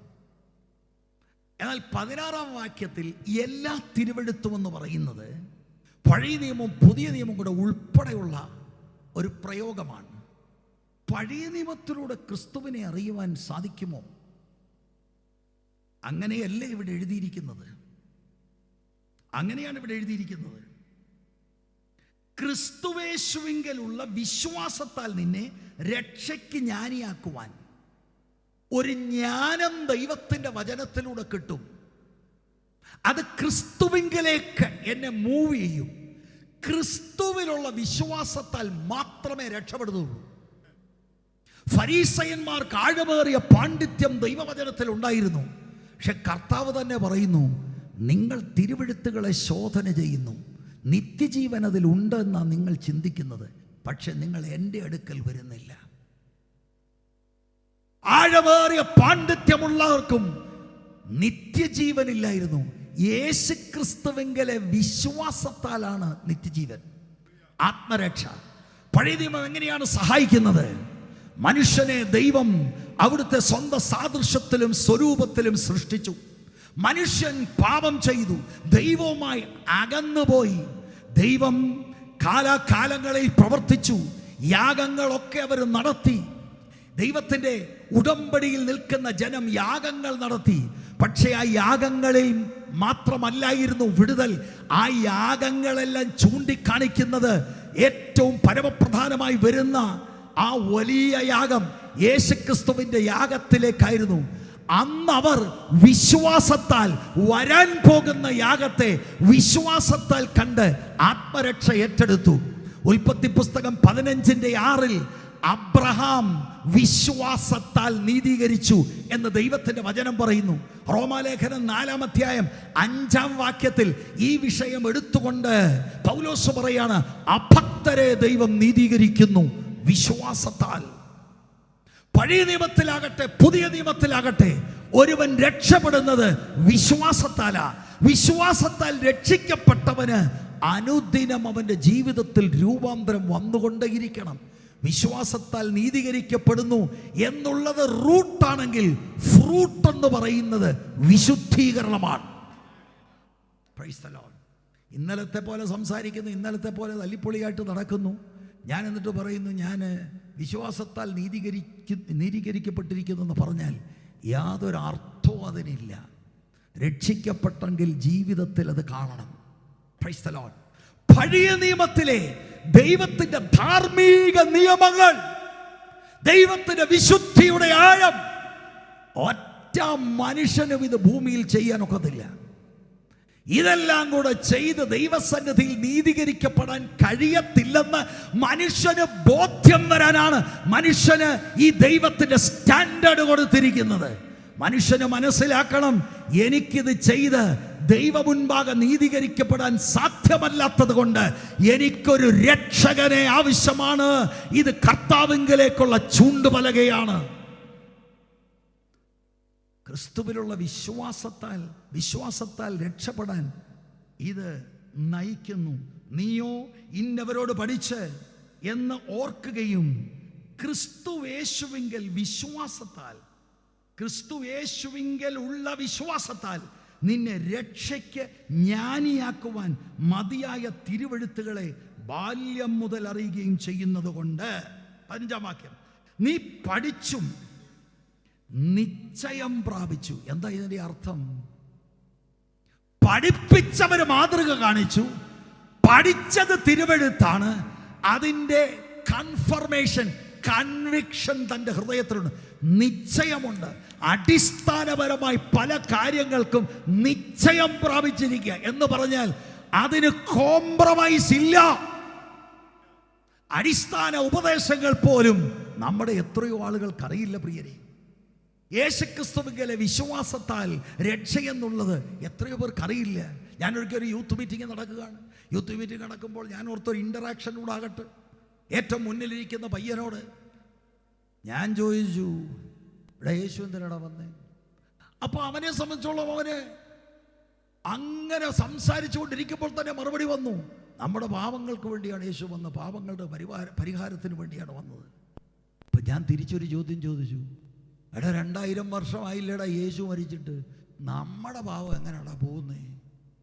അവൻ കുറച്ചു നേരം ചിന്തിച്ചിട്ട് എന്നോട് പറഞ്ഞു, അത് ശരിയാന്നല്ല അങ്കിളെ, ഇതാണ് നമ്മുടെ സ്ഥിതി, ഇതാണ് നമ്മുടെ സ്ഥിതി. നിങ്ങൾ വിശ്വസിക്കാൻ കഴിയുമെങ്കിൽ വിശ്വസിക്കുക. ഏകദേശം ഒരു 10, 20, 25 BTH ലെവലിലുള്ള സുവിശേഷകരോട് ഒരിക്കലൊരു ചെറിയ സ്റ്റഡി എടുക്കുമ്പോൾ ഞാൻ അവരോടൊരു ചോദ്യം ചോദിച്ചു. ഇൻ്ററാക്ട് ചെയ്യാൻ വേണ്ടിയാ. ഉച്ച കഴിഞ്ഞുള്ള സമയത്ത് ആളുകൾ ഉറങ്ങിപ്പോകും. ഉറക്കം വരാതിരിക്കാൻ അവരുടെ ഇൻട്രസ്റ്റ് ഒന്ന് ഉണർത്താൻ വേണ്ടി അവരോട് ചോദിച്ചതാ. ഞാൻ പറഞ്ഞു, എന്തിനാണ് ഈ ക്രൂശ്? ദൈവം എല്ലാവരോടും ക്ഷമിക്കത്തില്ലേ? നമ്മൾ പ്രാർത്ഥിച്ചാൽ ദൈവം നമ്മളോട് ക്ഷമിക്കത്തില്ലേ? അതിനിപ്പോൾ ക്രൂശ് വെക്കണം, ദൈവത്തിൻ്റെ പുത്രൻ വരണം, യാഗമായത് എന്തിനാ ഇതൊക്കെ? ക്ഷമിച്ചാൽ പോരെ? അവരെല്ലാം കൂടെ തമ്മിൽ ചർച്ച ചെയ്തു. അത് ശരിയാണല്ലോ. എന്നിട്ട് എന്നോട് ഒരാൾ പറഞ്ഞു, കറക്റ്റാ പാസ്റ്ററേ, ക്രൂശിൻ്റെ ആവശ്യം എന്താണ്? ഞാൻ അന്തം വിട്ടുപോയി. മനസ്സിലാക്ക പ്രിയരെ, ഞാൻ ദുഃഖത്തോടെയാണ് ഇത് പറയുന്നത്, സങ്കടത്തോടെയാണ് ഇത് പറയുന്നത്. ദുർഘട സമയമാണ്. എന്താ പറയുന്നത്? ആരെയാ ഉയർത്തുന്നത്? സുവിശേഷം എന്താണ്? ഒന്നും അറിയാതെ ഇതൊരു മതപരമായ ചടങ്ങായി മുന്നോട്ട് പോകുകയാണ്. Price the Lord. തിമോത്തി രക്ഷിക്കപ്പെട്ടയാളാണ്. ക്രിസ്തുവേശുവിങ്കലുള്ള വിശ്വാസത്താൽ നിന്നെ രക്ഷയ്ക്ക് ജ്ഞാനിയാക്കുക. രക്ഷപ്പെടുന്നത് എങ്ങനെയാ? ക്രിസ്തുവിലുള്ള വിശ്വാസത്താൽ. എന്നിട്ട് 15-ാം വാക്യത്തിൽ, നീ പഠിച്ചും നിശ്ചയം പ്രാപിച്ചും ഇരിക്കുന്നതിൽ നിലനിൽക്കണം. ഇപ്പോഴത്തെ കുത്തൊഴുക്കിൽ നീ ആടിപ്പോകരുത്. ദൈവവചനത്തിൽ നീ ഉറച്ചവനാണ്. നിന്നെ പഠിപ്പിച്ച ആളുകളുടെ ജീവിതത്തിൽ നീ അത് കണ്ടിട്ടുണ്ട്. താൻ തന്നെ തിമോത്തിയുടെ മുൻപിൽ മാതൃകാപരമായ ജീവിതം നയിച്ചവനാണ്. താൻ പറഞ്ഞ സത്യത്തിന് വേണ്ടിയാണ് ലുസ്ത്ര എന്ന് പറയുന്ന തിമോത്തിയുടെ ഗ്രാമത്തിൽ അല്ലെങ്കിൽ നാട്ടിൽ അടികൊണ്ടത്. മരിച്ചവനായ ആളുകൾ എടുത്ത് കളഞ്ഞു. ശിഷ്യന്മാർ വട്ടം നിന്ന് പ്രാർത്ഥിച്ചപ്പോഴാണ് പൗലോസ് പിന്നെയും ആരോഗ്യം പ്രാപിച്ച് എഴുന്നേൽക്കുന്നു, പിന്നെയും യാത്ര തുടരുന്നതായിട്ട് നമ്മൾ കാണുന്നത്. ഇതെല്ലാം കണ്ടു വളർന്നവനാ. പഠിപ്പിച്ചവർ സത്യത്തിന് വേണ്ടി വില കൊടുത്ത് നിൽക്കുന്നത് കണ്ടതാണ്. നീ അതിനകത്ത് നിലനിൽക്കണം. കാറ്റ് മാറുമ്പോൾ, ദുരുപദേശകർ വരുമ്പോൾ, പലരും ആടിയും പാടിയും മറ്റ് നിലകളിൽ പോകുമ്പോൾ നീ ചായരുത്. നീ പഠിച്ച കുറെ സത്യങ്ങളുണ്ട്, നീ നിശ്ചയം പ്രാപിച്ചതുണ്ട്. നിശ്ചയം പ്രാപിച്ചവനെ ആട്ടാൻ കഴിയത്തില്ല. നിശ്ചയം ഉള്ളത്തിൽ പ്രാപിച്ചവനോട് ദുരുപദേശം പറഞ്ഞാൽ അവനത് പുറത്തു കളയും. നിശ്ചയം പ്രാപിച്ച എത്ര പേർ ഇതിനകത്തുണ്ട്? നിങ്ങൾ ഈ കാലഘട്ടത്തിൽ വചനത്തിൽ നിലനിൽക്കണം. ആകാശവും ഭൂമിയും മാറും, ദൈവത്തിന്റെ വചനത്തിന് മാറ്റമില്ല. ഒരു വള്ളിക്കാകട്ടെ പുള്ളിക്കാകട്ടെ മാറ്റമില്ല. ദൈവത്തിന്റെ വചനത്തിൽ ഉറക്കണം ദൈവസഭ. വേറൊന്നുമല്ല വേണ്ടത്, ദൈവത്തിന്റെ വചനത്തിലേക്ക് മടങ്ങി വരണം. വചനത്തിന് നമ്മളോട് പറയാനുള്ളത് ക്രിസ്തുവിനെ കുറിച്ചാണ്. 66 പുസ്തകങ്ങളുടെ topic it is Jesus Christ. Praise the Lord. രക്ഷിക്കപ്പെടാത്ത ആരെങ്കിലും എന്നെ കേൾക്കുന്നുണ്ടെങ്കിൽ ഞാൻ ഒരു വചന ഭാഗം കൂടെ വായിച്ച് നിർത്തുവാനായിട്ട് ഞാൻ താല്പര്യപ്പെടുകയാണ്. 2 കൊരിന്ത്യർ ലേഖനം അതിൻ്റെ 5-ാമത്തെ അധ്യായം അതിൻ്റെ 21-ാമത്തെ വാക്യം.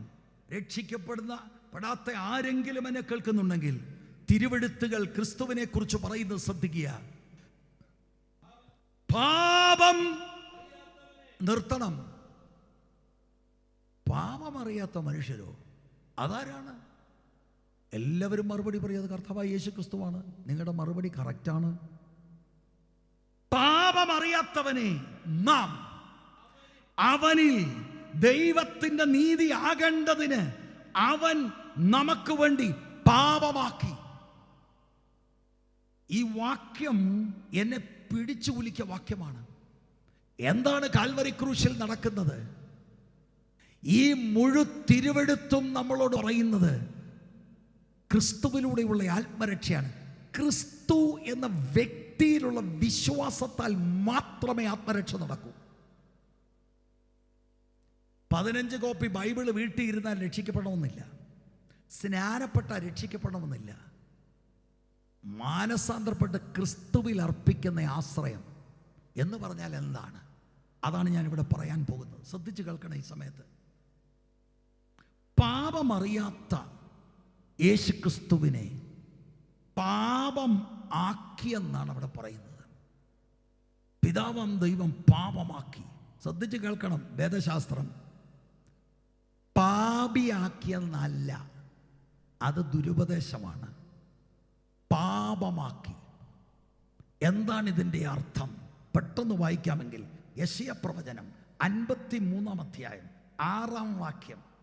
അതിന് വേദശാസ്ത്രികൾ വിളിക്കുന്നത് ഇംപ്യൂട്ടേഷൻ എന്ന വാക്കാണ്. മലയാളത്തിൽ ഈ വാക്യം സെൽഫ് എക്സ്പ്ലനേറ്ററിയാണ്. നോക്കിയേ ആ വാക്യം. മൈക്കിലൂടെ ഒന്ന് വായിക്കാൻ നോക്കുമോ?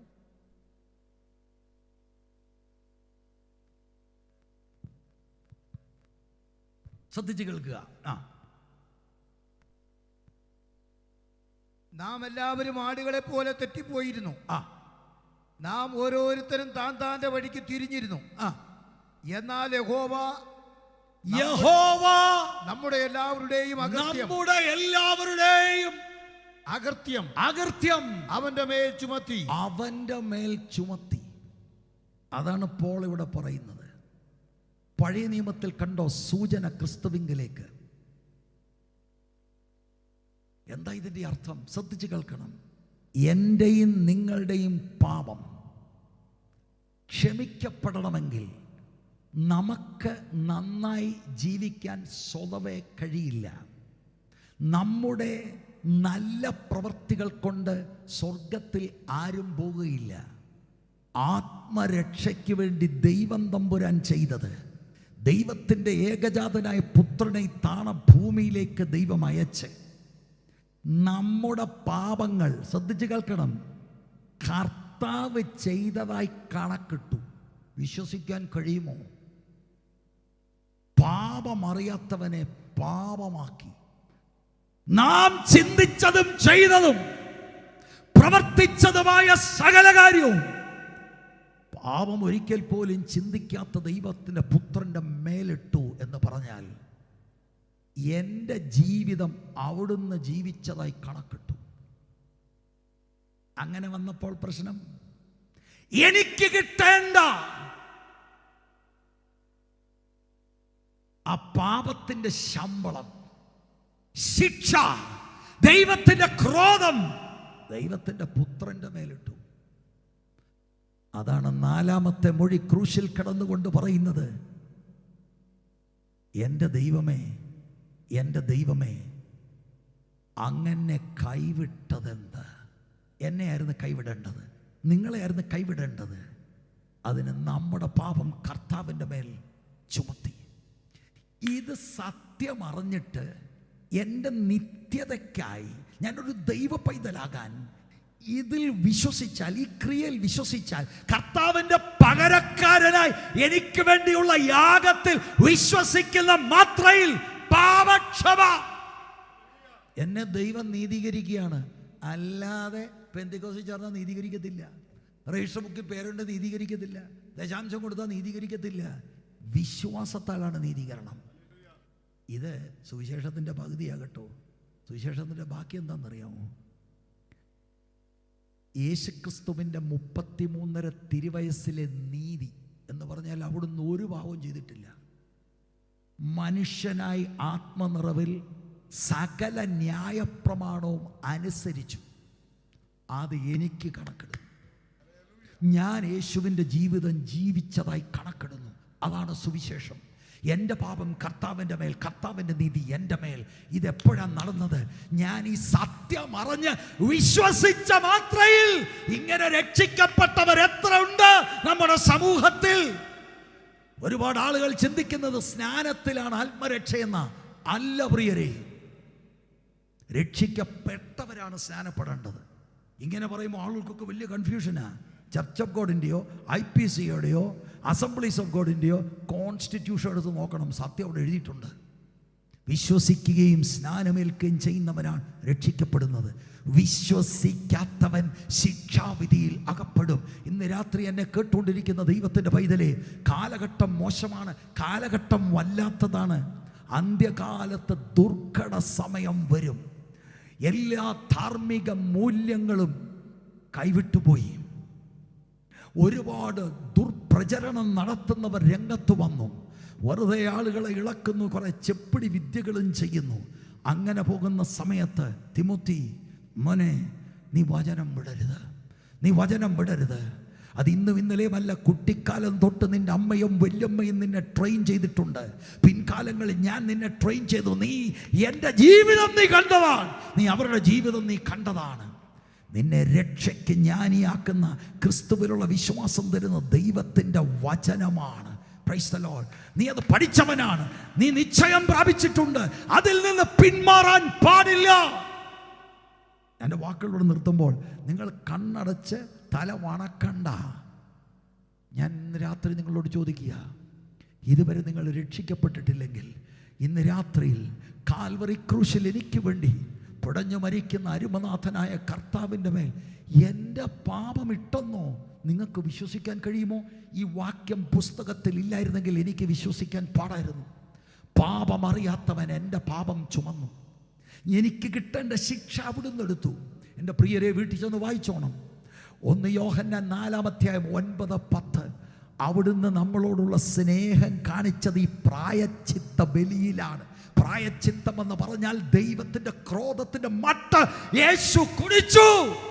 എൻ്റെ പകരക്കാരനായി, എൻ്റെ പകരക്കാരനായി. എൻ്റെ പ്രിയപ്പെട്ടവരെ, കൈയടിച്ചാൽ ആത്മരക്ഷയില്ല. ഞാൻ നിങ്ങളോട് ചോദിക്കുകയാണ്, പരസ്യമായി ഈ കർത്താവിൻ്റെ യാഗമരണത്തിൽ ഞാൻ വിശ്വസിക്കുന്നുവെന്ന് ഇതിനകത്ത് പറയാൻ എത്ര പേരുണ്ട്? നിങ്ങളുടെ കരമൊന്ന് കാണട്ടെ, നിങ്ങളുടെ കരമൊന്ന് കാണട്ടെ. Price the Lord, price the Lord. ഒരുപാട് അങ്ങനെയല്ല.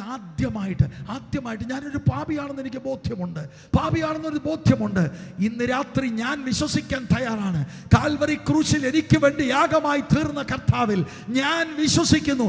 എൻ്റെ പാപം അവിടുന്ന് ചുമന്നോ, എൻ്റെ ശിക്ഷ അവിടുന്ന് ചുമന്നോ, ഞാനത് വിശ്വസിക്കാൻ തയ്യാറാണെന്ന് പറയുന്നവർ മാത്രം ഒന്ന് കരമുയർത്തിക്കാട്ടെ. എല്ലാവരുമല്ല, ആദ്യമായിട്ട് പറയുന്നവർ തൻ്റെ ഇടത്തോടെ കരം പൊക്കിക്കാട്ടെ. നിങ്ങൾക്ക് വേണ്ടി പ്രാർത്ഥിക്കാൻ ഞാൻ കരങ്ങൾ കാണുന്നു. നിങ്ങൾക്ക് വേണ്ടി കർത്തൃദാസന്മാർ തീർച്ചയായിട്ടും പ്രാർത്ഥിക്കും. നിങ്ങൾ എന്താണ് ചെയ്യേണ്ടത്? മാനസാന്തരപ്പെടുക. ഇന്ന് വരെ വന്ന ആ പാതയിൽ നിന്ന് മാനസാന്തരപ്പെടുക. ഈ ഒരു യാത്ര എനിക്കിനി വേണ്ട.